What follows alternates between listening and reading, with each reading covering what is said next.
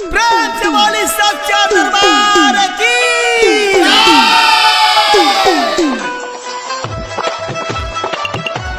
प्रेम से बोली पटना वाली पटन देवी भवानी की।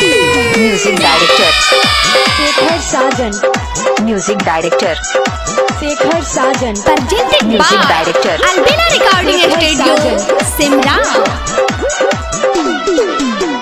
जाता तू धाप बरे हंसे जइहा, जाता तू धाप बरे हंसे जइहा। कोसी माई खातिर चुंदरी नारियल ले ले आइहा, कोसी माई खातिर चुंदरी नारियल ले ले आइहा। जाता तू धाप बरे हंसे जइहा, जाता तू धाप बरे हंसे जइहा। कोसी माई खातिर चुंदरी नारियल ले ले आइहा, कोसी माई खातिर चुंदरी नारियल ले ले आइहा। म्यूजिक डायरेक्टर शेखर साजन।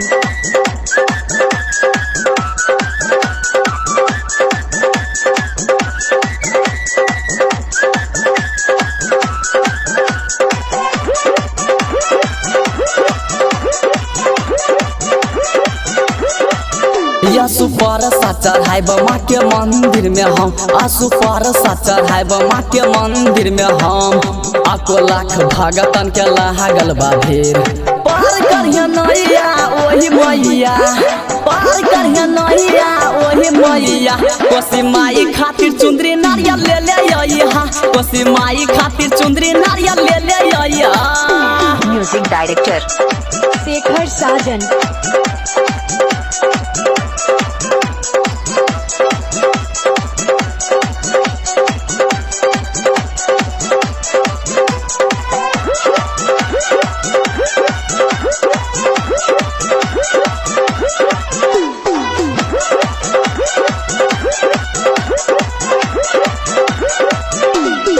चंदन जितेंद्र दिमाग के देखाई दातु याग, चंदन जितेंद्र दिमाग के देखाई दातु याग।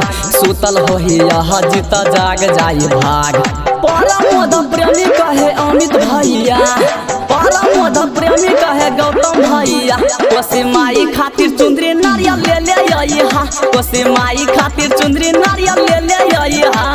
जाता तू धाप बरे हंसे जइहा, जाता तू धाप बरे हंसे जइहा। कोसी माई खातिर चुंदरी नारियल ले ले आइहा, कोसी माई खातिर चुंदरी